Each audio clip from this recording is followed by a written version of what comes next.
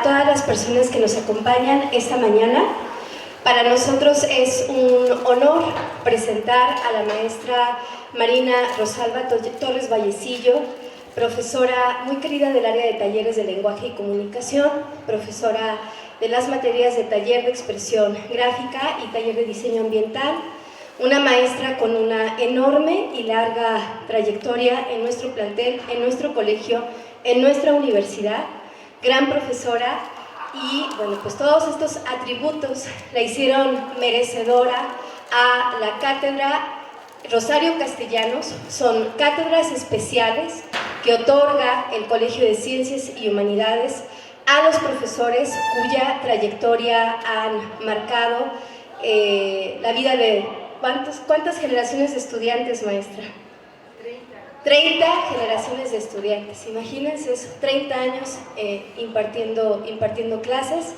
Y pues bueno, los profesores presentan un proyecto que difunda, que divulgue el legado de determinados autores, que es el caso de Rosario Castellanos, que representa al área de talleres de lenguaje y comunicación, esta cátedra especial. Y pues por eso es que estamos, bueno, esta mañana muy contentos, muy orgullosos del trabajo de la profesora. Nos acompaña también en esta mesa nuestro querido jefe de sección, el maestro Jesús Medina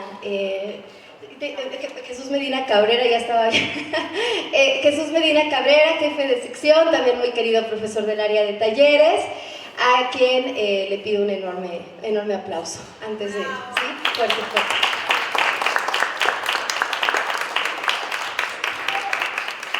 Nos acompaña, por supuesto, la profesora Marina Rosalba Torres Vallecillo, quien será merecedora de quien es merecedora de esta distinción y quien también nos va a regalar unas palabras un poquito más adelante, en unos minutos. Le pido un muy fuerte aplauso a la maestra Marina Torres Vallecillo.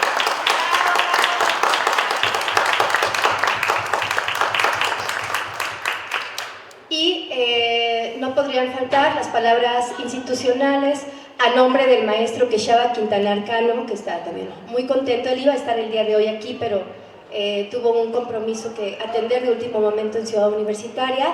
En su nombre nos acompaña la maestra Verónica Berenice Ruiz Melgarejo, secretaria general del plantel, querida profesora del área de matemáticas, de las materias de taller de cómputo.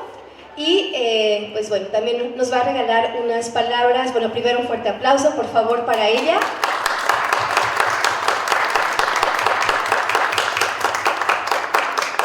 Y le cedo la palabra, maestra. Maestra Eli, pues muchísimas gracias queridos alumnos, alumnas que están aquí compartiendo con nosotros este gran momento.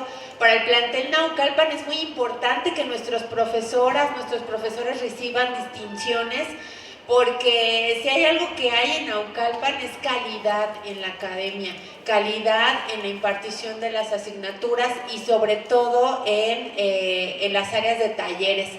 En lo particular, el legado de Rosario Castellanos pues nos ha dejado muchísimo, no solo como alguien que tiene legado académico, ¿no?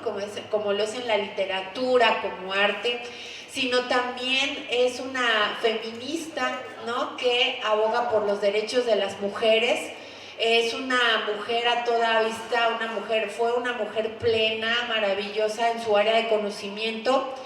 Y algo que destaco es que tenía un profundo amor por el servicio, por dar a los demás. Ella era profesora también de nuestra institución, como lo es la maestra Marina, y en ese sentido la maestra Marina ha contribuido de manera importante como en lo que ella hace cotidianamente, pues nos hereda una cultura como una herramienta de expresión. Entonces, fuerte el aplauso a la maestra Marina en esta trayectoria de más de 30 años. Para mí es toda una embajadora con el compromiso universitario. Entonces, maestra, le quiero agradecer, decía la maestra, una distinción más que merecida, nos enorgullece mucho. Y entonces, de parte del maestro Quechaba Quintanar Cano, pues hacerle llegar esta felicitación a la maestra y también a ustedes que la van a disfrutar. Muchísimas gracias, gracias a todos aquí en la mesa, maestra Eli, maestro Jesús, muchas gracias, maestra Marina.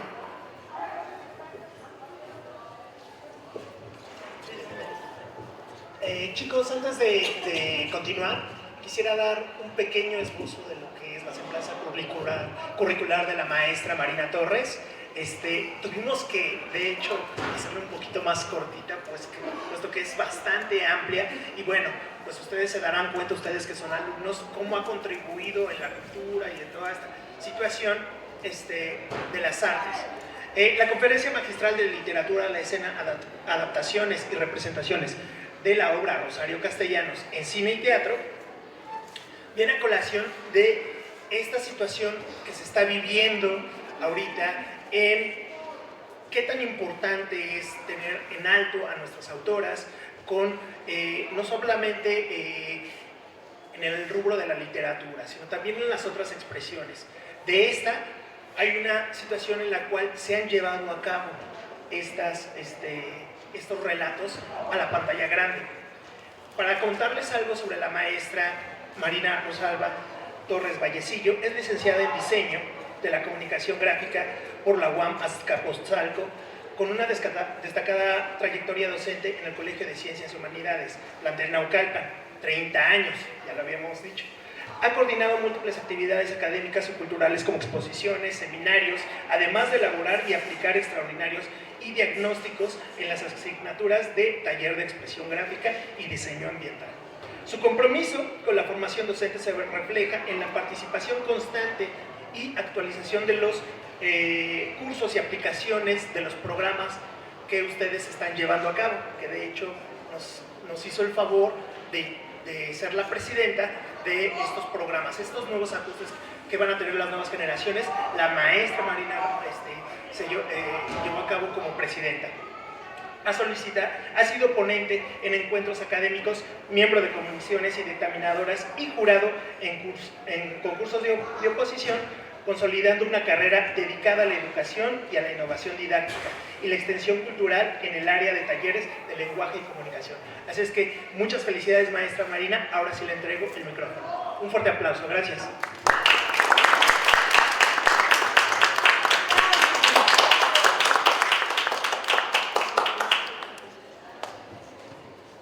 Ay, chicos, pues yo estoy muy contenta, muy emocionada, porque compartir con ustedes ahora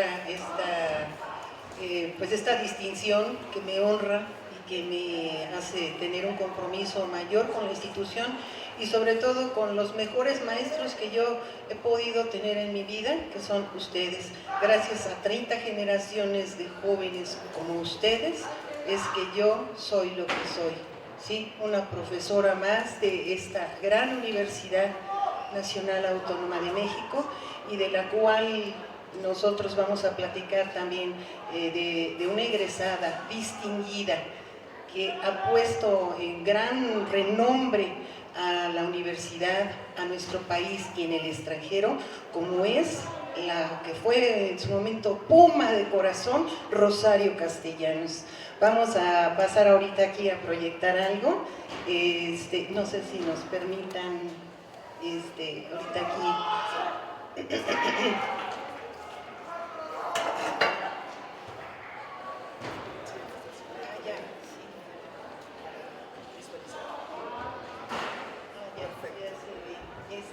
Creo que podemos bajar un poquitito la luz, sí, por favor. La luz, bajamos un poquito el proyector. No, me refiero a la iluminación.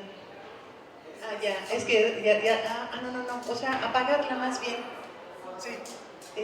Las luces apagadas, sí, gracias. Sí, porque ahorita vamos a ver algunos fragmentos de películas que han sido, de alguna manera, han tomado como base algunas obras de Rosario Castellanos en esta conferencia, donde vamos a ver qué ocurre cuando un texto literario es llevado a otro lenguaje, un lenguaje muy diferente y también enriquecedor, como es la cinematografía. y entre ellos vamos a ver que obras tan importantes como Balún Canán, Oficio de Tinieblas y El Viudo Román han sido llevados al cine. Nosotros vamos a comenzar viendo una breve semblanza de Rosario Castellanos que he preparado para ustedes. Esto es importante porque mucha de la obra que hemos visto de Rosario Castellanos y que ustedes leyeron, porque nosotros estuvimos trabajando con Balún Canán y también Lección de Cocina para poder participar en el concurso de ilustraciones creativas. Por lo tanto, pues esto de alguna manera tienen ustedes ya ese comparativo con las imágenes que vamos a ver posteriormente. Pero ustedes seguramente se dieron cuenta al investigar, ¿verdad? Y ver, y si no, ahorita también lo vamos a trabajar, cómo mucho de la vida que pasó Rosario Castellanos en su infancia, en su adolescencia y posteriormente en su vida ya de adulta, fue un motor, un motivo para poderlo plasmar en varias de sus obras. Y lo vamos a ver ahorita con esta semblanza que vamos a ver, una semblanza breve de Rosario Castellanos, que es importante para posteriormente entender el paralelismo que tenemos con la primera obra que se adaptó al cine, Balún Canán. Vamos a verla, permítanme.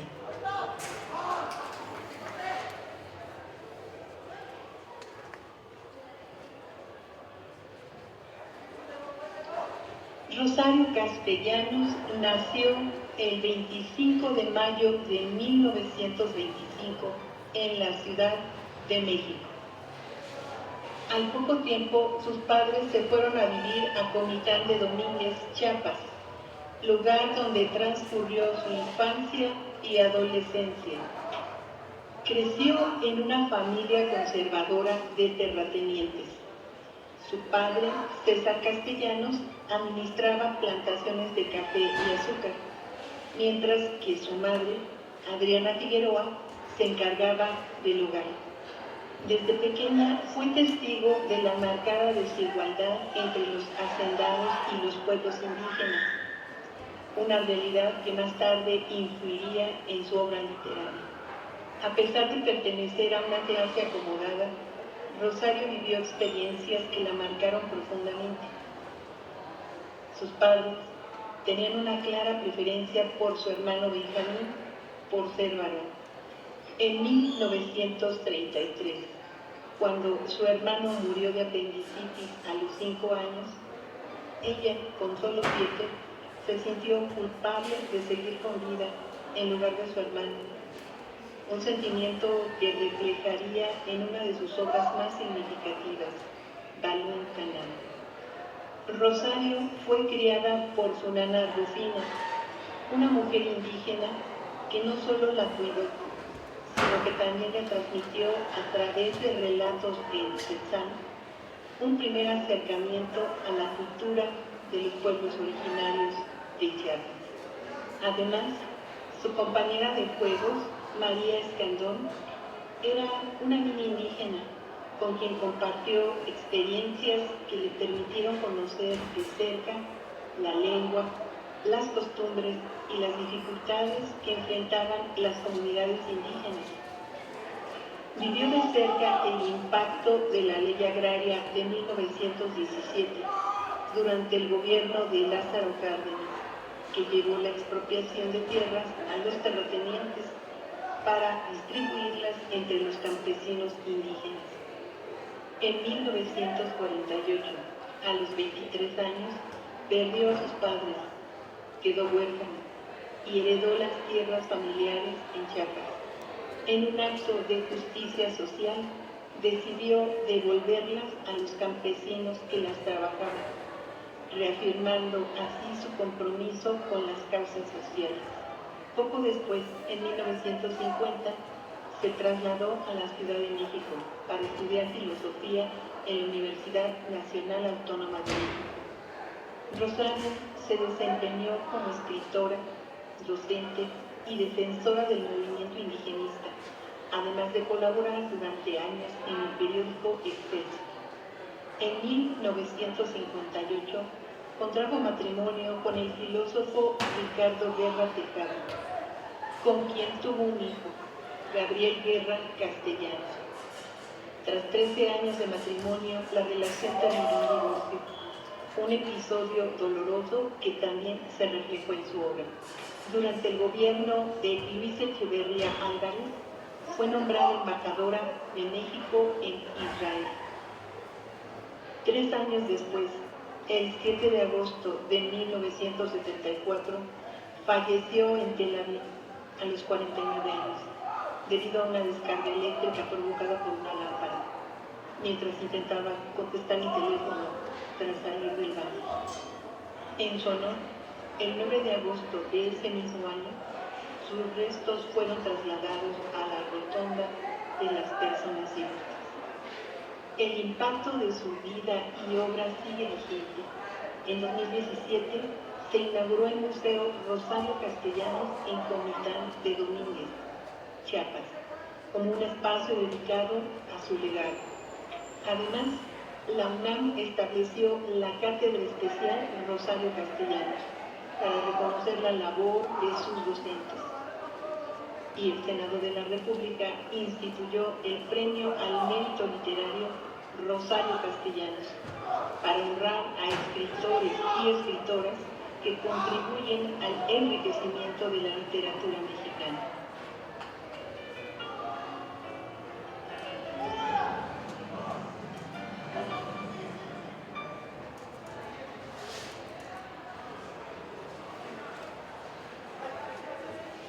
Pues bien, muchachos, vean ustedes qué importante es este personaje que fue alumna y después catedrática de aquí de la UNAM, con todo el trabajo literario que hizo. Es una de las escritoras de mayor renombre del siglo XX, no solamente en nuestro país, sino también a nivel Latinoamérica y también a nivel internacional. Entonces imagínense qué orgullo tener en esta impresionante mujer que nos cautiva todavía después de más de 50 años, con todas sus obras, con toda su literatura, con toda esa sensibilidad que ella obtuvo a través de estas experiencias que ahorita vimos, ¿no?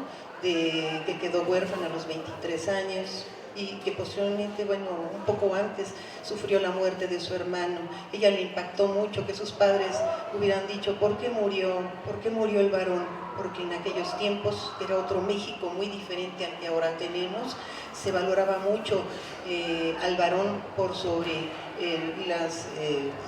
las hijas en una familia, y eso a ella le impactó muchísimo. Eso hizo que ella se empezara a preguntar, ¿quién soy? ¿Quién soy como mujer? ¿Cuál es mi papel? ¿Cuál es mi rol? ¿Por qué el mandato femenino que tenemos ahora me dice que yo tengo que hacer determinadas cosas? Porque el ámbito de la cultura está cerrado para mí y solamente está habitado por personajes masculinos. ¿Qué ocurre? Y desde entonces ella empezó a preguntarse y a reflexionar precisamente sobre esa distribución de género, ¿no? Y de roles que se tenían en esos años de 1930, 40, 50 y 60.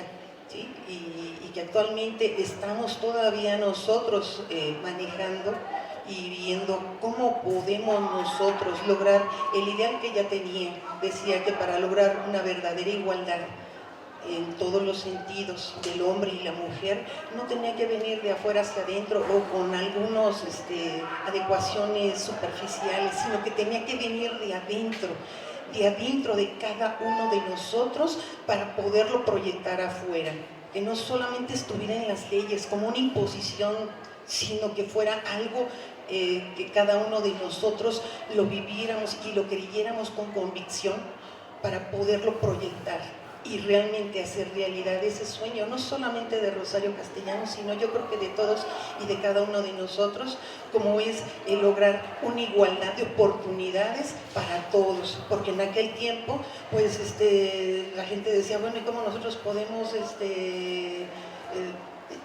una mujer arquitecta, una mujer veterinaria? Y ya se empezaba a abrir camino en esos entonces. entonces, ya había personas, mujeres, estudiando en la UNAM en aquel tiempo.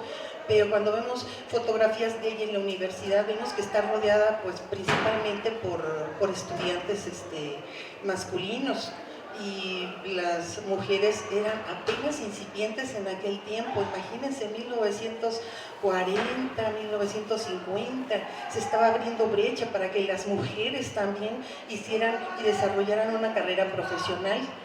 Y ya se estaba abriendo, y ella en sus artículos en el Excelsior preguntaba, qué bueno que ya la UNAM y otras universidades están abriendo el espacio para mujeres profesionistas, pero les preguntaba al público que la leía en el Excelsior, ¿pero usted contrataría a una médica para curar a su mamá? ¿Usted contrataría a una mujer para hacer su casa, una arquitecta? Entonces no basta solamente, ¿verdad?, con abrir los espacios, sino también abrir nuestras mentes, abrir esa conciencia, ¿sí?, de esa igualdad de oportunidades, y de la cual ella fue una pionera en ese sentido, ¿no? Empezar a cuestionar esos roles imagínense, 1940, 1950, que era otro México muy diferente al que ahora tenemos, y lo vamos a ver reflejado obviamente en sus obras, Balún Canán, Oficio de Tinieblas, El Viudo Román, entre otras obras. Y para eso nosotros vamos ahora a ver un fragmento de Balún Canán, la película, para posteriormente hacer un paralelismo, una comparación en cuanto a la obra original de Rosario Castellanos y la interpretación del director Alasraqui, que hizo precisamente de esta película homónima, que también se llama Balún Canán. Vamos a ver un fragmento de esta película y la comentamos. Un momento.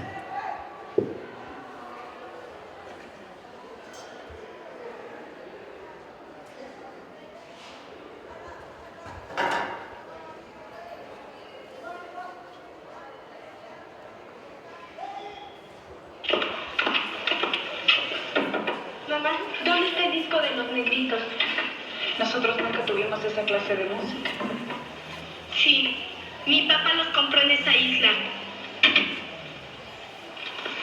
No toques esto. Es la herencia de Mario. La herencia del varón. Es la historia de los conquistadores de Chactajal. De los Argüello.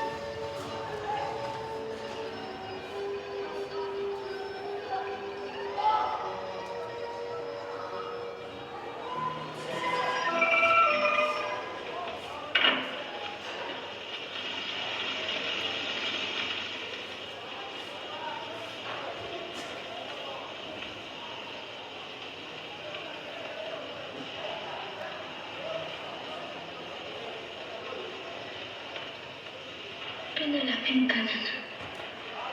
No me dejes sola. Desde aquí te cuidaré. Rezaré todos los días por ti, a los 9 guardianes.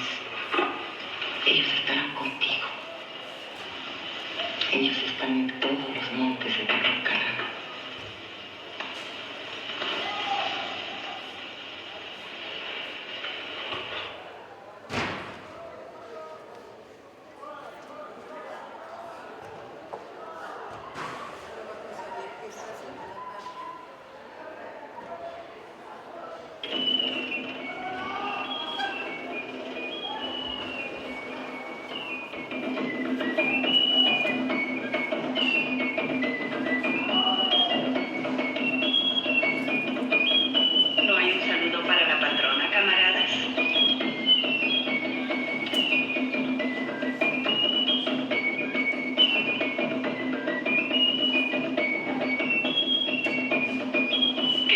hermanos somos enemigos.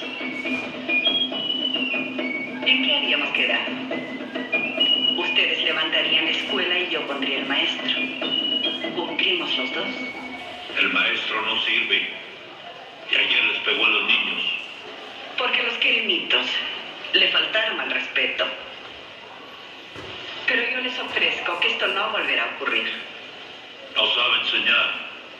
Queremos otro.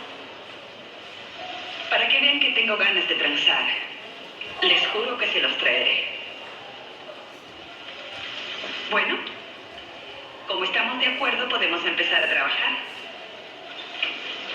No, patrona. Hasta que el otro maestro venga de Comitán.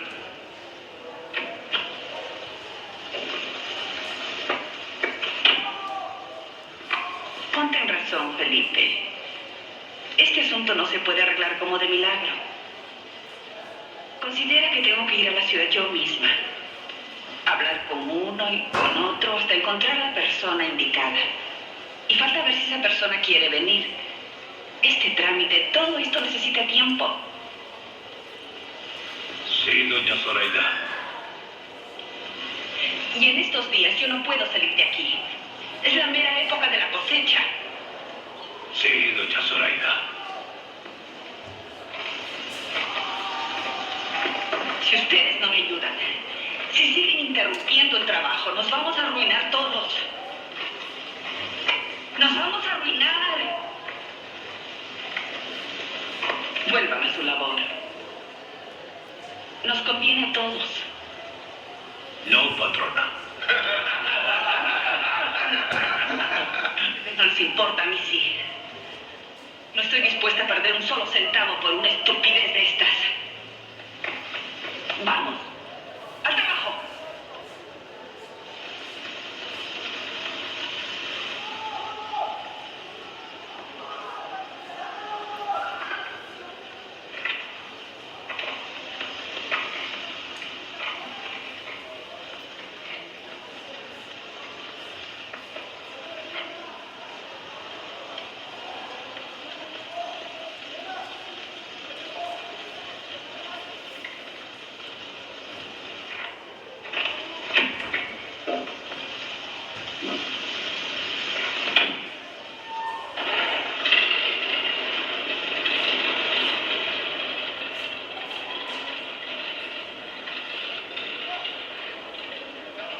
Mira todo. Todo perdido. Yo le dije que no servía para maestro, pero usted... ¿Quién va a moler la caña en su día? Podríamos traer peones de Ocosingo, teniendo mis propios indios. Ese día no los van a ver tus ojos. Pero, ¿y si se nieva? Todo iba marchando también. Y ahora por culpa de ese imbécil. Te me marchas ahora mismo a Comitán.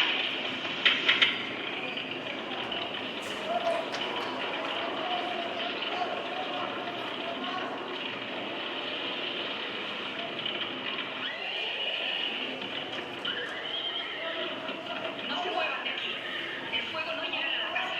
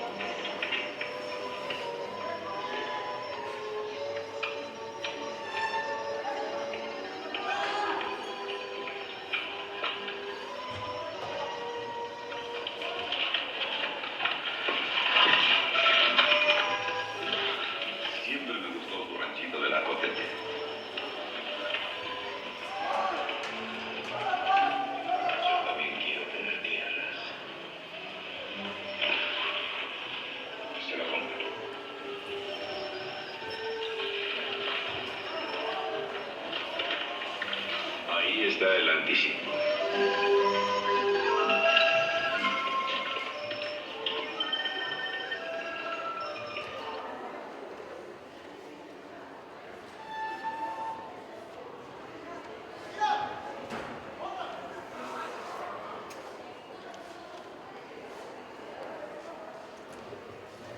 Pues miren, fíjense bien, estas escenas que vimos son fragmentos de la película Balunganan. Aquí nosotros tenemos del lado izquierdo para ustedes la portada, una de las más recientes portadas de Balunganan, obra de Rosario Castellanos. Y del lado derecho tenemos la portada de la película Balunganan, donde está ahí la actriz Savika Malich, ¿sí? Con su hijito Mario, que es el niño, ¿verdad? Que en la vida real, pues, Rosario Castellanos era su hermano Benjamín, que murió cuando era pequeñito. Y esta misma situación también se refleja en la película de Balunganan. Por eso, pues, ahí vemos, ¿verdad? Que no aparece la niña que narra en la obra de Balunganan de Rosario Castellanos, donde vemos que la niña es la que va narrando todas esas experiencias que tiene ahí en su pueblo con sus papás, el señor César Argüello, Zoraida su mamá, su nana Rufina, la nana Setzal, que la cuidó desde que era pequeñita, ¿sí? Pero si se fijan en la película es totalmente diferente el enfoque que le da Benito Aldarraqui. Vamos a ver en qué consiste esto, ¿sí? Ya vemos simplemente desde la portada, ¿verdad? El enfoque a los personajes que le dio énfasis, en este caso primero pues Rosario Castellanos, a la nana que está ahí representada, y ya en la portada de la película pues vemos que está la mamá Zoraida, no aparece la niña narradora, ella aparece como en un papel secundario dentro de la película, cuando lo vimos al inicio, ¿no? Que ella pregunta sobre unos materiales de unos negritos cuando fueron a Cuba, que eran niños, y la mamá le dice, deja eso ahí porque es para el varón, ¿sí? Para el varón, no lo toques, es su herencia, ¿sí? Porque el varón, recordemos que en aquellos tiempos era el heredero natural de todas las tierras que tenía la familia Argüello, que eran grandes hacendados. Y nosotros vamos ahorita a ver ahora este análisis que tenemos aquí, ¿sí? Porque ¿cómo nosotros podemos hacer una comparación? ¿Qué pasa con un texto que es llevado a otro lenguaje? En este caso, al cine. Y nosotros podemos encontrar estos aspectos que tenemos aquí desde la trama central, que en ambos, tanto en la novela como en la película, están centrados en la familia Argüello, que son grandes hacendados. Imagínense, ellos tenían 30 familias de indígenas viviendo ahí en su hacienda, la hacienda de Xactajal, y que estaban al cuidado de ellos con sus dos hijos, ¿no? La niña narradora y el hermanito Mario, que así se llama en la película. En la vida real sabemos que el hermano que falleció de Rosario Castellanos era Benjamín. Resulta entonces que ahí la trama está en esa pugna que había entre los Etzales y los tojolabales con los ladinos, así les llamaban a los mestizos, que eran blancos y que eran los grandes terratenientes. Entonces toda esa pugna, vemos ahí como los campesinos, ¿verdad? Están exigiéndole a Zoraida que por favor pues les mande otro maestro, porque el que les pone pues realmente no sabe ni siquiera el idioma Setzal, ¿cómo los va a alfabetizar si no lo sabía? Y aparte pues se alcoholizaba y le pegaba a los niños. Por eso esa escena donde le dices que queremos que nos traiga otro maestro porque este maestro nos sirve, agrede a nuestros niños. Pero Zoraida no quiere, ¿no? Ellos no quieren, los grandes hacendados estaban reticentes a aceptar, pagarles maestros alfabetizadores a sus campesinos, a sus indígenas, que eran los que labraban sus tierras, ¿no? Sus cafetales. Y entonces, pues, toda esa pugna, ¿verdad?, de que no había una gran injusticia, un trato muy racista que tenían los grandes hacendados con los indígenas o los pueblos originarios, que eso originó, tanto lo vemos en la novela, un ataque, un incendio a la hacienda, y también eso se refleja en la película, que nosotros vimos ahí esas escenas.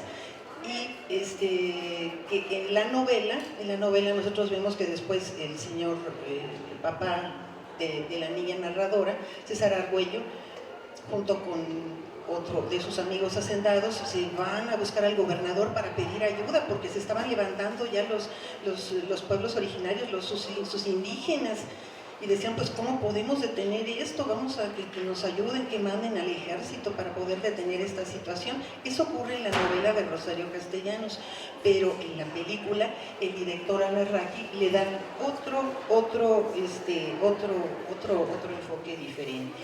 A ver, ¿dónde está? Ay, Dios, ¿qué pasa? Ahí está, para que no se nos mueva. Y entonces vemos que la trama es igual, ¿no? O sea, en general más o menos, pero sí hay unos cambios. No sé si recuerdan ustedes cuando leímos Balún Canán, que durante toda la obra aparece el papá César Argüello y la mamá Zoraida. Pero en la película, ¿vieron al papá, a César Argüello? No, aparece nada más Zoraida. ¿Por qué el director Benito Alarraqui en su adaptación de Balún Canán prescinde de César Argüello? ¿Por qué no lo pone? ¿Por qué lo quitó? Fíjense bien, qué interesante. Ahorita vamos a hacer un razonamiento de lo que pudo haber pensado Benito Alarraqui para prescindir de ese personaje tan importante en Balún Canán de Rosario Castellanos y todo centrarlo en Zoraida. Inclusive deja en segundo plano a la niña narradora. La estructura temporal, tanto en la novela como en la película, todas están ambientadas en la época cardenista, con la reforma agraria, con la repartición de 18 millones de hectáreas que se repartieron en aquel tiempo, precisamente por la reforma agraria derivada de la ley de 1917, pero que ya con Lázaro Cárdenas, pues él ya tomó ya medidas para que efectivamente se llevara a cabo esa gran repartición y no estuviera toda la tierra, grandes extensiones de tierra, solamente concentrados en manos de unas cuantas personas. Él dijo, no, hay que repartirlo también a los pueblos originarios, a la gente que trabaja la tierra, lo que era el emblema de Emiliano Zapata, la tierra, que la tierra sea de quien la trabaja, ¿sí? Y eso pues lo llevó a cabo Lázaro Cárdenas. Gracias a esto, pues él ordenó que en toda la República, sobre todo donde había grandes latifundios, se hiciera esa repartición en ejidos para que los campesinos estuvieran trabajando en las tierras. Y también se empezó una reforma también educativa, donde se ordenó a los grandes hacendados pagar de su pecunio maestros rurales, que alfabetizaran a sus indígenas, pero ustedes ya vieron que los grandes terratenientes se resistían a eso, no querían eso, ellos querían seguir viviendo en ese sistema semifeudal en el que estábamos, pero eso cambió, y en esa época está precisamente tanto la película como la novela de Rosario Castellanos. Tenemos una perspectiva narrativa diferente. Fíjense, mientras en la novela se centra en la hija de los Argüello, porque ella va narrando, ¿sí? Recordemos cuando leemos nosotros Balún Canán, ¿verdad? La niña va narrando aquí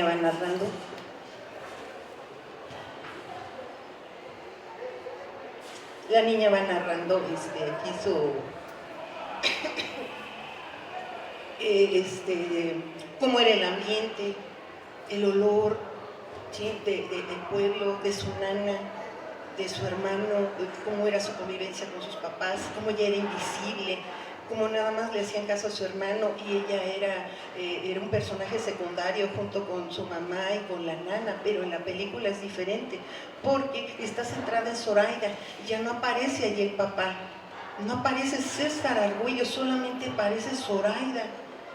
Y la niña aparece en un segundo plano, secundario. No, ¿por qué? Porque ¿qué pasó ahí? Ahorita lo vamos a ver.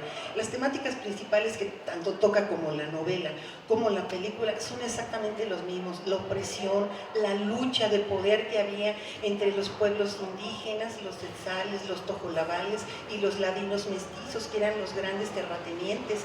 Toda esa pugna que había, ahí está. Toda esa opresión, esa injusticia, ese racismo se ve tanto en la película como en la novela. el conflicto entre el desarrollo, la tradición, esa lucha que tenían porque no querían alfabetizar a los pueblos indígenas, porque no querían repartirles las tierras. Claro, ya al final pues se tuvo que ejecutar la ley agraria y la familia Argüello, tanto en la novela como en la vida real con Rosario Castellanos, perdió, pues la familia de Rosario Castellanos perdió la mitad de sus tierras. ¿Sí? Pero al final, ¿qué nos dice el video que vimos al principio? Ella, en un acto de justicia social, esa mitad que todavía se les quedó después de que ya les quitaron la mitad de sus tierras, ella se las devolvió. ¿A quiénes? A los pueblos originarios. Dijo, no quiero nada, que se les devuelva a toda esa gente que ha sufrido por décadas, por años, ¿sí? Explotación, y dijo, lo justo es que ellos tengan estas tierras. Y entonces ella dejó allá Chiapas, dejó Comitán y se vino aquí a estudiar a México, ¿sí? Entonces, vean toda esa lucha de clases entre los indígenas, entre los grandes hacendados, como todo eso está en ambas narraciones, la cinematográfica y la literaria. Luego, al final, ¿qué tenemos en la novela? ¿Sí? La hija de los Argüello se siente culpable porque al final se muere su hermanito. Su hermanito, al final de la película, se muere de una enfermedad inexplicable. Y lo que le dicen a Zoraida y también a los padres de Mario en la película, que se muere porque se los estaban comiendo o estaba un embrujo de magia indígena que había en aquellos lugares. Y aunque le llevan médico y todo, el niño termina irremediablemente pues sin vida. Y tanto en la vida real como en la película, la niña en la película se siente pues culpable porque en una escena anterior en la novela ellos en sus travesuras se quedan, esconden una llave que es de un oratorio que tienen allá en su hacienda de Chactajal, la esconden, no la devuelven, el niño se enferma y el niño en su inocencia piensa que por haber escondido la llave, por eso se está muriendo. Y la niña, tanto en la novela como en la película, pues se sienten tristes porque dicen, híjole, pues no quieren devolver la llave, la niña no la quiere devolver porque siente que si lo hace la van a regañar. Y entonces eso también se ve en la película. En la película la niña está así triste, pero nunca devuelve la llave. Y hasta al final cuando ya van al panteón y visitan la tumba de su hermanito Mario, y entonces ahí ella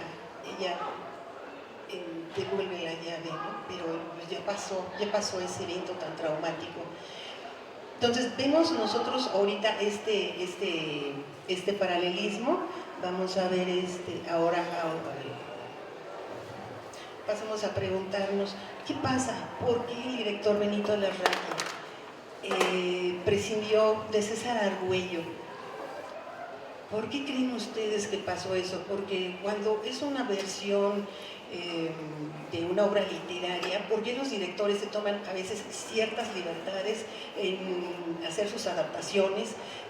Hacen énfasis en algún aspecto, en otros algo retoman algo de las ideas de la obra original, pero ellos le dan otro enfoque, algo diferente, ¿sí? Y no es porque a lo mejor luego a veces hemos oído eso que dicen es que toda la novela siempre es mejor que su versión cinematográfica.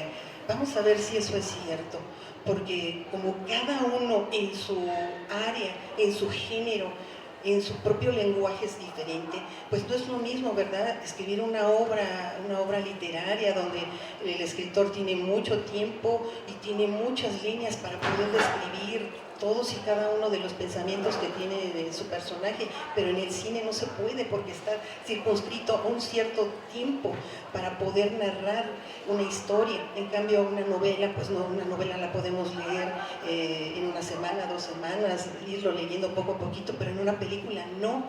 Entonces, en una película se tiene que hacer una síntesis de las ideas más importantes que quiere transmitir el director, y en este caso fíjense nada más, ¿sí? Vemos que Esto no ocurre en la novela. En la novela Zoraida, la mamá de la niña narradora, no manda a matar a nadie. Pero ¿por qué en la película sí? ¿Por qué Benito Alarraqui hace que Zoraida, que es viuda, no aparece César Argüello, ¿sí?, se enfrente con sus campesinos, con sus indígenas, y le dice, pónganse a trabajar, por favor, porque yo estoy perdiendo, ¿sí? ¿Quién va a recolectar los cafetales, las cañaverales que ellos tenían allí en sus tierras? Y manda a matar a Felipe, el líder campesino, alebrestó y incitó a los campesinos a hacer el incendio ahí en la hacienda, ¿no? Y que motivó que después ella a un amigo pues le pagara para que matara a ese líder campesino y que pudieran sus indígenas, ¿verdad?, sus campesinos trabajar sus tierras, cuando le da dinero, ¿no? No le dice te pago por eso, pero todo el lenguaje cinematográfico nos hace deducir que efectivamente pagó para que lo asesinara. ¿Por qué? ¿Por qué? ¿Qué pasó aquí? Fíjense bien qué interesante lo que seguramente nos quiere decir Benito Alarraqui, ¿sí? Porque mientras en la novela Rosario Castellanos nos habla del racismo que había entre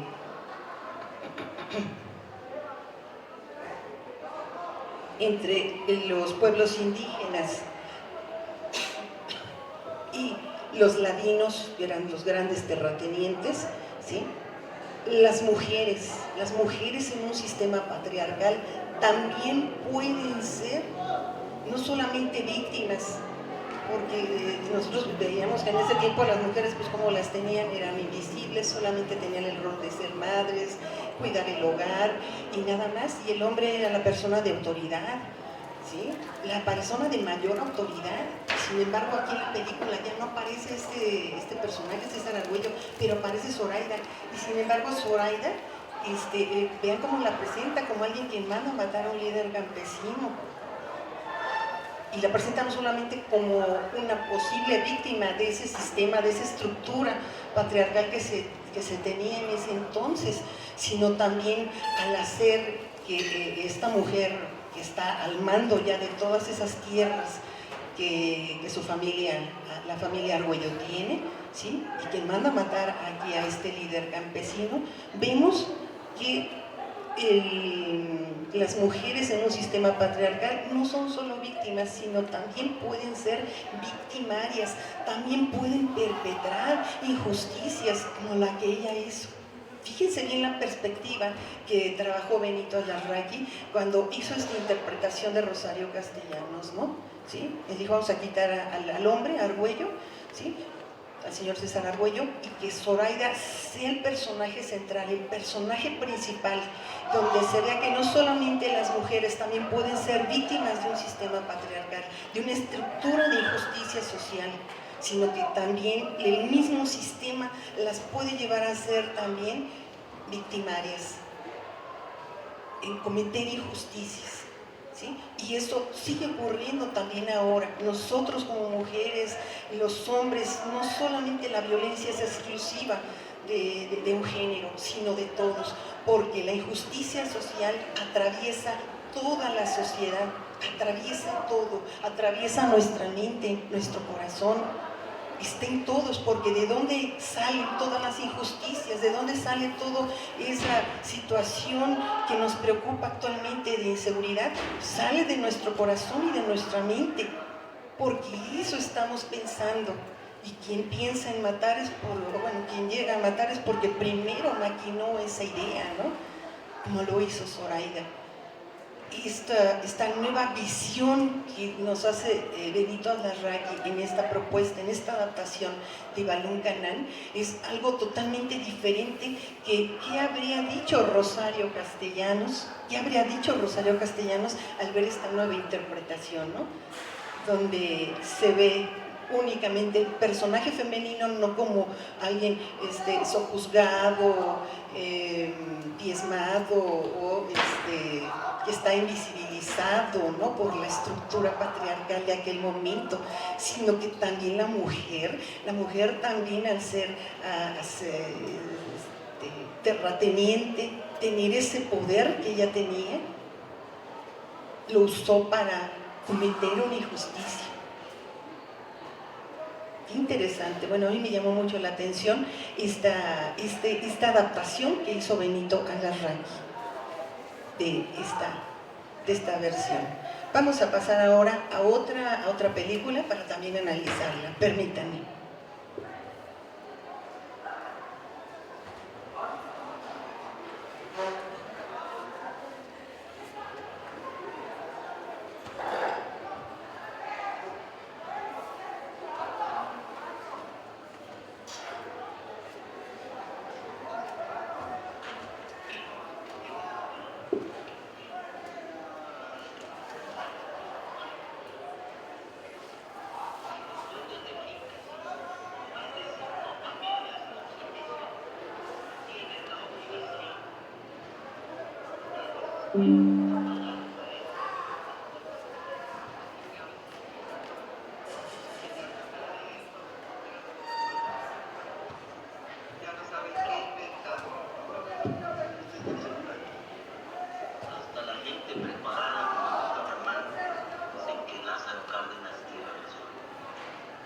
Puede ser, ¿no? ¿Cuánto tiempo? 20 años conectado. 18 de septiembre del 68. La noche que entraron los tanques al segundo. Cuando estás solo, ¿sabes? ¿Te casaste?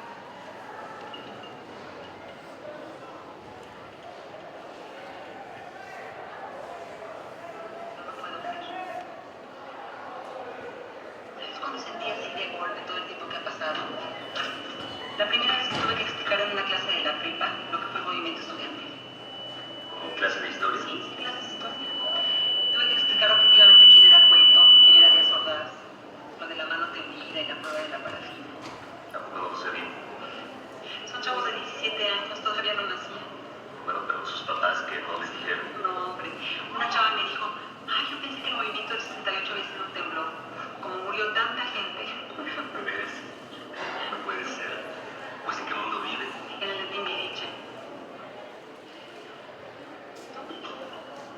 Y a veces aquí heredé de la lotería.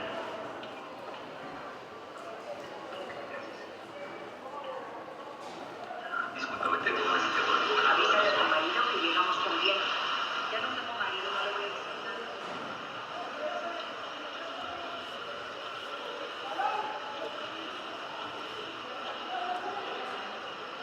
Abuelita, ¿qué es mejor? ¿Estar casada, ser viuda como tú o divorciada como mi mamá? ¿Tú qué crees? Lo mejor es casarse. Ay, casarse no, vivir con alguien. ¿Qué ideas, niñas? ¿Quién les ha dicho tal cosa? Un tiempo nada más, abuelita, ya se funciona casarse. ¿Tú qué prefieres?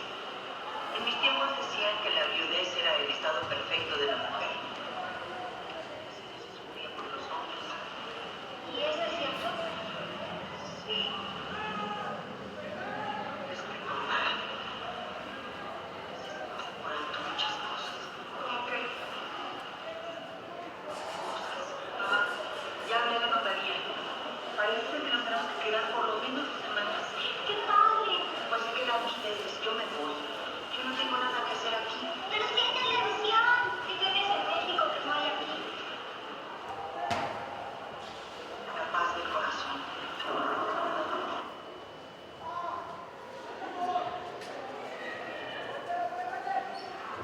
Aquí en esta escena, ¿verdad? En este fragmento que vimos, es de la película El secreto de Romilia. Está basado en El viudo Roman, que es una novela corta de Rosario Castellanos y se encuentra en Los convidados de agosto, que es como un conjunto de cuentos de esta autora.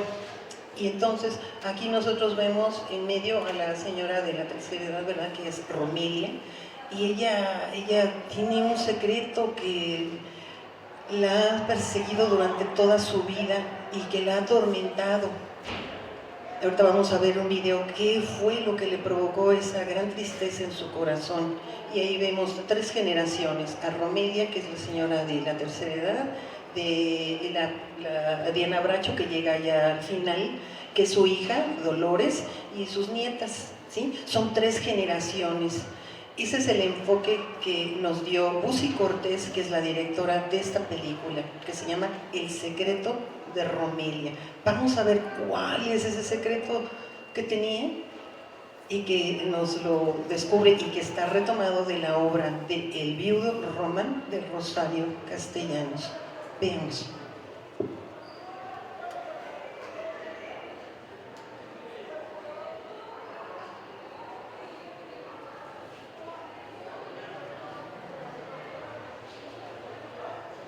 Don Carlos, no es necesaria tanta cortesía, don Rafael.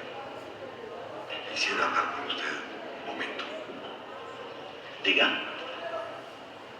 Siéntese, por favor. Siéntese.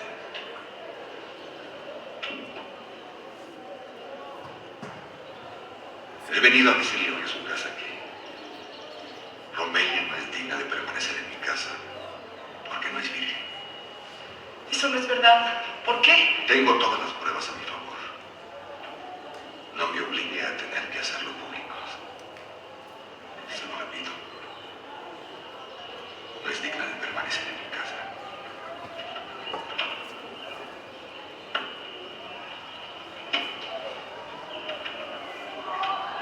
Hija, por favor. Tienes que creerme a mí, papá. Allí está la sábana manchada de sangre para que tú mismo la veas, papá. No quiero entrar en detalles que para mí como médico son fáciles de expresar, aunque como marido son dolorosos de reconocer. Son mentiras. Estoy dispuesto a demostrárselo a usted, terreno que usted. No le creas, papá. No tienes por qué creerle. Don Carlos es un hombre de palabra y de honor. Tengo que creer. Recuerda, papá, cómo hemos vivido, cómo nos has educado. Encerrada siempre, cuidada siempre. Dime con quién pude haber cometido esta culpa de que ahora me acusan. ¿Que ya no te acuerdas de nuestro hermano Rafael? ¡Blanca! Cuando él se fue, Romelia era una criatura libre. Una criatura a la que él había manchado. Yo no podía dormir pensando, sintiendo remordimientos de pensar mentiras. No es cierto. Eso lo estás inventando por celos. Porque tú lo querías y él me consentía a mí. Y luego tenía que acusarme de mi confesor y cumplir la penitencia que me mandaba porque ellos no me dejaban estar en paz. No es cierto. Nunca llegamos a eso. No, don Carlos. Aún no lo creo. Tenga usted compasión. Piensa en lo que va a ser su vida aquí con nosotros.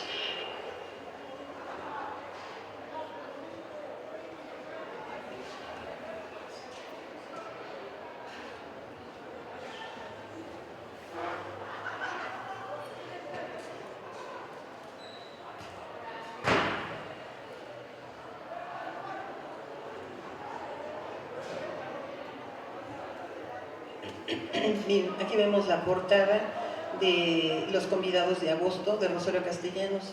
Uno de los cuentos es precisamente El viudo Román, que sirvió de base para poder hacer la película El secreto de Romelia, que la situación que está extraída precisamente del viudo Román es ese secreto que atormenta durante toda su vida a Romelia, y es precisamente eso que nosotros ahorita vimos, ¿no? De que cómo es posible que el viudo Román se casa con ella, va y la pide y tienen la noche de bodas. Efectivamente ella es virgen y sin embargo al día siguiente el viudo Román va y la regresa con sus papás y le dice lo que ustedes ya vieron, ¿no? ¿Sí? Que la regresa porque ya no es virgen, y aunque la joven le asegura a su padre que eso no es cierto, ahí está la sábana, ¿verdad? Con las evidencias, el padre decide creerle mejor al doctor Román que a su propia hija. ¿Por qué? ¿Por qué? O sea, esa gran injusticia, ven ustedes, pero ¿qué hizo que pasara toda esa situación? Bueno, ahorita lo vamos a ver, ¿sí? Vemos ahí en la portada del secreto de Romelia, aparece precisamente Romelia ya siendo una mujer ya grande, que nunca más volvió a tener otra experiencia amorosa con un hombre a raíz de esa noche de amor que tuvo con el viudo Román, queda embarazada de Dolores, ¿sí? Y que después, posteriormente, ella pues cuando se muere, bueno, eso sucede en la novela, cuando se muere el señor y se entera que su venganza fue algo injusto, porque realmente el motivo que hizo que le hiciera ese gran daño a Romelia y a su familia, porque era tanta la presión que tuvieron que irse del pueblo, ¿sí? Porque la gente en esos años, ¿verdad?, veía muy mal a una mujer que no llegara virgen al matrimonio. Qué diferente, cómo ha pasado el tiempo, cómo es esa visión que tenemos de la virginidad, ¿sí? De esos años de 1930, 1940, ahora 2025, ¿sí? Veamos todo lo que sufrieron y pasaron nuestras abuelas, nuestras madres, hasta ahora actualmente, donde ya se tiene una visión diferente de la virginidad y de lo que es el amor y la fidelidad.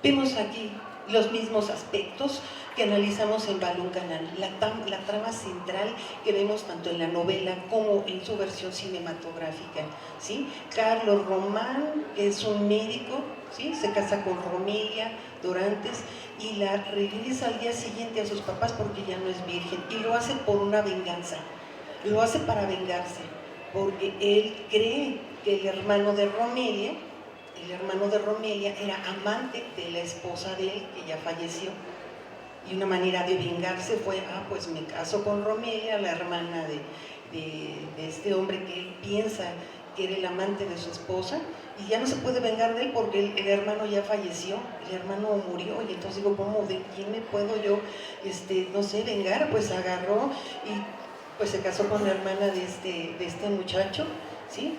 Pero al final de la película y también en la novela pues se entera que sí, el muchacho estaba enamorada de la esposa del doctor, pero nunca fue su amante, nunca ocurrió eso. Así es que él, por estar pensando, fíjense nada más, por andar pensando algo que no tenía plenamente verificado que haya sido así, cometió esa gran injusticia con Romelia, ¿sí? Y en todo el pueblo pues obviamente pues también la dejó pues humillada, denigrada, porque la miraban en el pueblo y los padres pues tuvieron que irse, ¿sí? Por esa gran presión social de que es que mira, ya no es virgen, y esa impunidad con la que procedió Carlos Román. ¿Por qué lo pudo hacer? ¿Por qué el papá de Romelia prefirió creerle mejor a este señor que a su propia hija? ¿Por qué? Pues por las estructuras patriarcales que se tenían en ese momento, ¿no?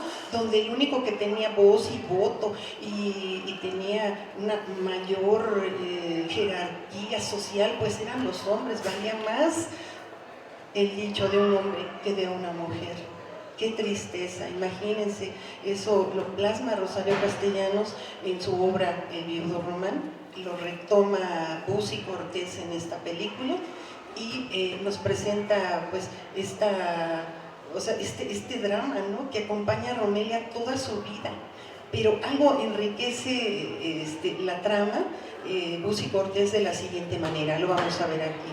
La estructura temporal en la novela solamente está ubicada en el 1954, por la década de 1930, desde ahí, bueno, El viudo Román lo escribieron en 1954, pero se ubica en 1930.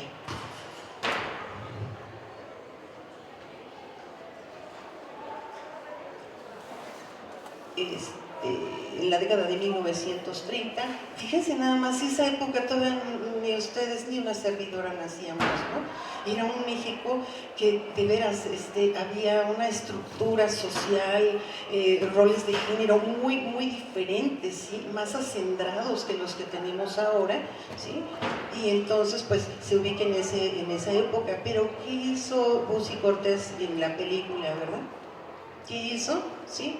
Ella extendió la trama, o sea, la retoma de 1930, cuando Romelia es joven, cuando pasa esa situación de que la regresan con sus papás porque ya no es virgen, y luego ella jala la historia y la lleva hasta 1980, inclusive hasta lo ubicamos muy bien porque dentro de la película hablan de Timbiriche.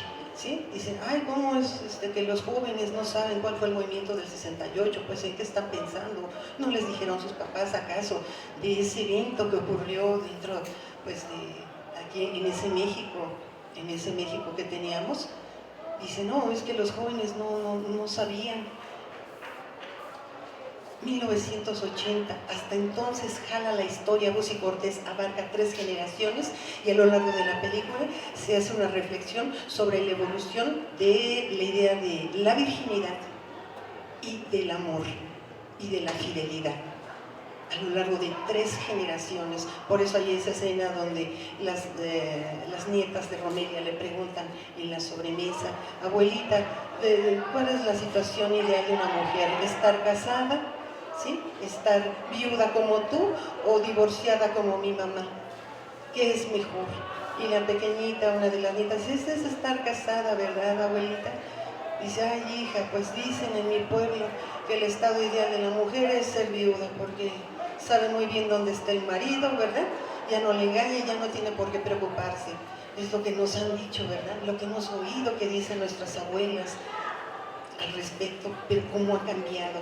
Y el aporte de Bussi Cortés en esta película es precisamente esa visión que nos enriquece. No solamente nos quedamos con esa visión patriarcal, cerrada, donde el mandato femenino estaba subyugado por los mandatos masculinos de 1930, sino que ya se ve la evolución ya después con la hija de Romelia, que es Dolores, y después posteriormente sus 3 nietecitas, donde ya la visión, ¿verdad?, de lo que era la virginidad, lo que era el amor, lo que era la fidelidad, cambió notablemente, ¿sí? Ha evolucionado nuestra sociedad, ha mejorado, ya superamos el racismo, ya las mujeres no somos tan invisibles como en 1930. Bueno, todo eso nos hace pensar Rosario Castellanos. Veamos,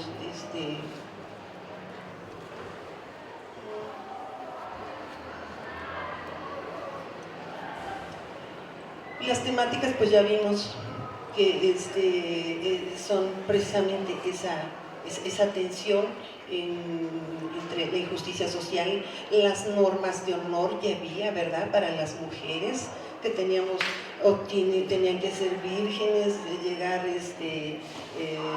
inmaculadas al matrimonio, ¿no?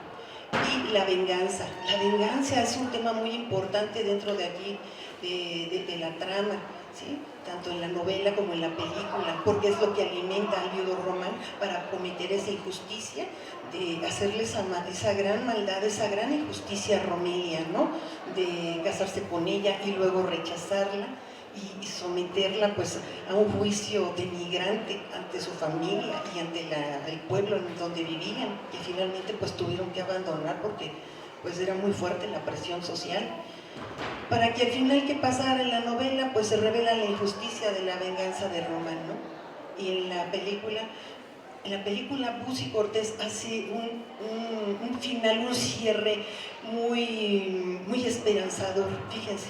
Mientras en la novela, pues ya el viudo Román se da cuenta de que, pues no fue una injusticia su venganza, porque el hermano de Romelia nunca fue amante de la esposa de él, nunca. Y él ya se da cuenta, pero pues ya es demasiado tarde, ya pasaron muchos años. Pero ¿qué hizo Bussi Cortés al final de la película? Hay una escena, ¿sí?, donde se ve a Romelia ya siendo grande, está con su nietecita, ella va caminando porque ve que a lo lejos viene el viudo Román montado en un caballo siendo joven, y ella va camino, se va a encontrar hacia él, pero cuando se encuentra ya no es la señora de la tercera edad, y es la misma niña, la jovencita que se casó con él, porque en el fondo ella siempre estuvo enamorada, sí le dolió todo eso que le hizo, esa injusticia, pero al final Bussi Cortés, el cambio que hace es de que Romelia perdona al viudo Román, y lo simboliza en el hecho de que ella va a su encuentro en el caballo que viene por ella, y se monta en el caballo junto con él y se van, pero los dos siendo jóvenes. Es una manera de simbolizar que Romelia al final perdonó al viudo Román. Fíjense nada más, fíjense, mientras en la novela queda plasmado de principio a fin la venganza del viudo Román, en la película Bussi Cortés da esa esperanza, nos da esa opción, perdonar. ¿Cuánto nos hace falta, verdad, perdonar actualmente? Porque quedarnos con el odio solamente perpetúa precisamente esas estructuras de poder, de resentimiento y de odio, pero cuando uno perdona, sanan las heridas y es posible cambiar, es posible mejorar. Eso podemos nosotros rescatarlo de la interpretación y la adaptación cinematográfica que hizo Bussi Cortés del viudo Román en la película El secreto de Romelia. Fíjense nada más. Qué interesante. Muy bien, vamos ahora a ver, a pasar a otra película.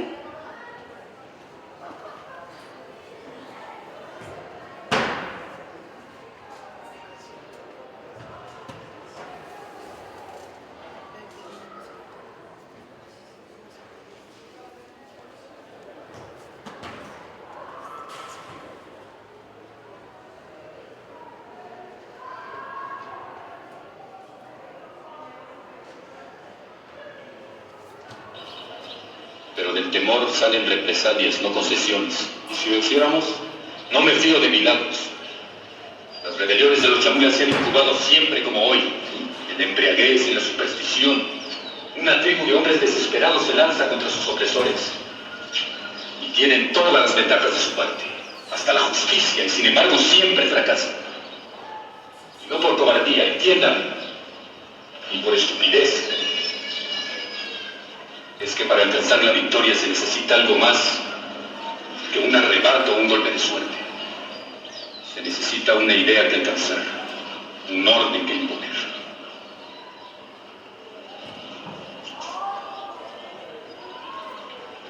Eso es precisamente lo que usted podría darles, ingeniero.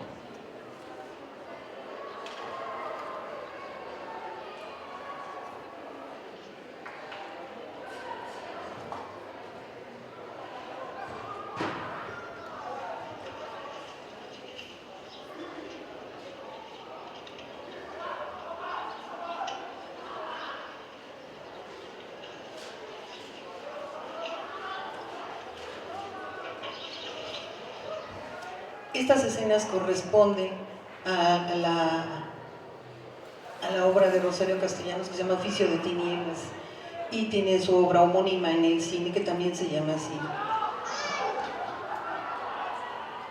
Esta trama, esta narración realmente sí es desgarradora, porque Rosario Castellanos narra en Oficio de Tinieblas esa lucha. También vuelve a retomar lo que vimos en Balún Canal, la lucha de los tocolabales, los etzales, los pueblos indígenas contra los ladinos.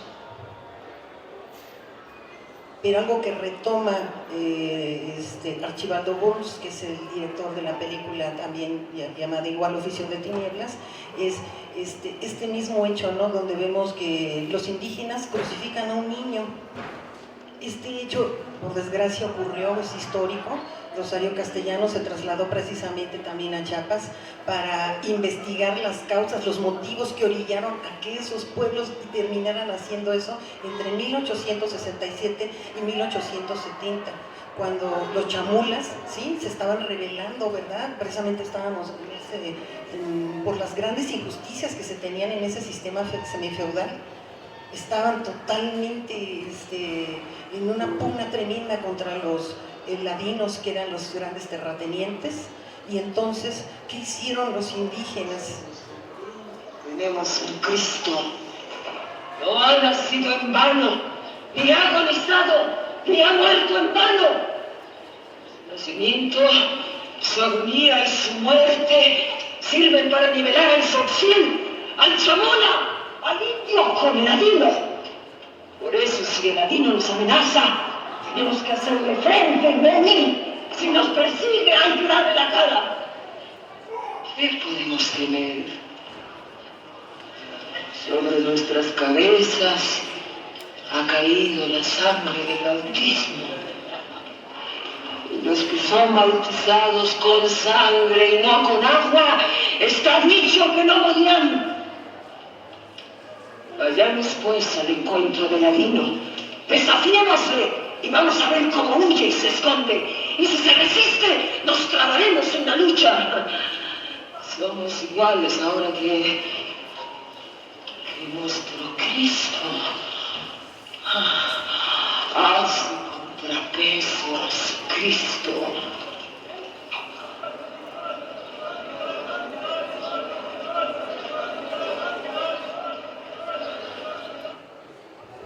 Bien, como dice su Cristo, el Cristo judío-cristiano, ¿sí?, lo ponen a ese Cristo, al Cristo indígena, que les repito, entre 1867 y 1870 ocurrió precisamente esa lucha que había entre los pueblos originarios de allá de Chiapas y pues los grandes terratenientes. Todo eso derivó en esta situación. Rosario pues investigó, vio y lo plasmó precisamente en Oficio de Tinieblas, imagínense, ¿no? Ella se preguntaba qué llevó a esos pueblos a tener que crucificar a uno de los suyos, ¿no? A su Cristo indígena, y decir, como menciona ahí la bruja, ¿verdad? O la líder religiosa de esos pueblos, decía, ahora sí ya somos iguales, ya tenemos a nuestro propio Cristo, un Cristo muy diferente, ¿verdad? Un Cristo con una historia muy diferente al Cristo judío-cristiano.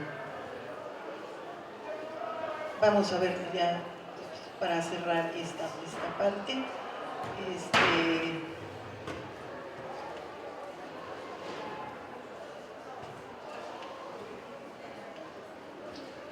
¿sí? Vemos ahí la portada del libro, Oficio de Tinieblas, de Rosario Castellanos, del otro lado a Julissa, dentro de la portada de la película Oficio de Tinieblas. Y aquí finalmente vemos, ¿verdad?, la trama central, que ya la acabamos de ver, ¿verdad? O sea, era igual la lucha social entre pueblos indígenas, pueblos originarios, los terratenientes, los ladinos. La estructura, ¿verdad?, está ubicado precisamente en ese siglo XIX, el levantamiento indígena de 1857, 1870, que más o menos se prolongó. Y en la película pues está ubicado en 1934 con la reforma agraria, que es donde lo ubica Archibaldo Burns, el director de la película.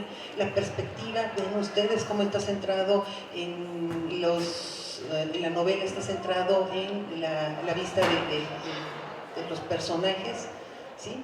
De ellos, qué era lo que los motivaba a llevar a cabo pues toda esa trama de la narración que nos presenta Rosario, descarnada del racismo, de la opresión que sufrían los pueblos originarios.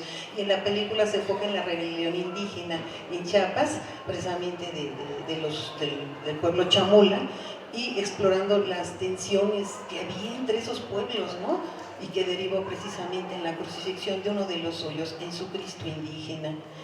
temáticas, pues la injusticia social, la opresión indígena, la lucha de clases, también está presente aquí, lo mismo que vimos en Balón Canal.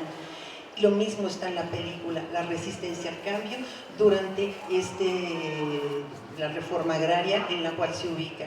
Y al final, ¿verdad?, vemos la crucifixión de un indígena proclamado como el Cristo indígena por los rebeldes. Mientras que en la película, ¿verdad?, Leonardo, que es un terrateniente, manda a matar a alguien que llegó a distribuir las tierras entre los grupos indígenas, lo manda a matar, y también ahí vemos como lo acabamos de apreciar, que también dentro de la película se presenta la crucifixión de un miembro de los pueblos originarios. Fíjense nada más qué interesante estas visiones, esos enfoques que nos han dado los directores, además de la visión, ¿sí?, de denuncia que hizo Rosario Castellanos, que hace valioso su literatura, ¿sí?, porque también fue una forma de denuncia y de visibilizar toda esa injusticia que tenían las mujeres por ser mujeres y los pueblos originarios de nuestro país.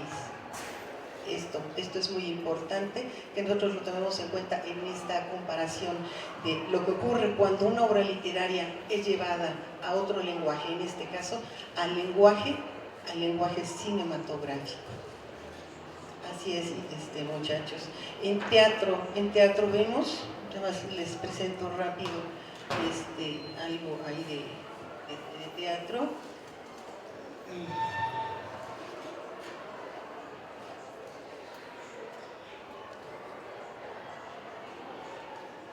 En teatro nosotros podemos ver que aquí en la Ciudad de México, en algunos teatros y en algunos centros nocturnos se ha representado la única obra de teatro, El Eterno Femenino de Rosario Castellanos. Se sigue representando en algunos teatros. El año pasado todavía tenemos aquí algunas de estas escenas que tenemos aquí, que son precisamente del año pasado. El Eterno Femenino. Entonces vemos que si en este próximo año nosotros, o en este año 2025, parece ser que por junio es cuando se vuelve a reestrenar precisamente El Eterno Femenino de Rosario Castellanos en algunos teatros de nuestro país. Estas escenas que les presento son precisamente de más o menos mayo-junio del año pasado, donde nosotros vemos, ¿verdad?, en algunos casos interpretaciones libres de este diálogo, esta narración que nos hace Rosario Castellanos en esta obra de El Eterno Femenino, que es una lectura obligada para todas las feministas, para todas esas personas que queremos un cambio en nuestro país, que queremos un cambio en el mundo, que queremos igualdad de oportunidades para todos, para mujeres, para hombres, donde todos tengamos las mismas oportunidades, el mismo respeto, la misma valía, ¿sí?, ante la sociedad, ante la ley y sobre todo ante nosotros mismos, que somos los que validamos y legitimamos precisamente todas esas estructuras que hacen que hagamos o que pensemos y que hagamos lo que estamos haciendo. Así es, muchachos, pues yo les agradezco que me hayan acompañado en estos momentos, para que nosotros veamos cómo fueron estas adaptaciones de estas obras que son súper importantes de Rosario Castellanos, las interpretaciones que han hecho los directores de esta narrativa, de estas ideas, de esta gran mujer, Rosario Castellanos. Yo les pido que una forma de honrar a Rosario Castellanos es seguir leyendo su obra, ver las películas, ver las interpretaciones que han hecho de sus ideas, de su visión de la vida, de esa idea de por qué somos mujeres, cuál es nuestro papel en la sociedad, en nuestra familia, como hermanas, como hijas, como madres, como profesionistas. ¿Cuál es esa función? Bueno, a eso nos invita Rosario Castellanos. Yo les invito a darles un aplauso a esta mujer donde esté.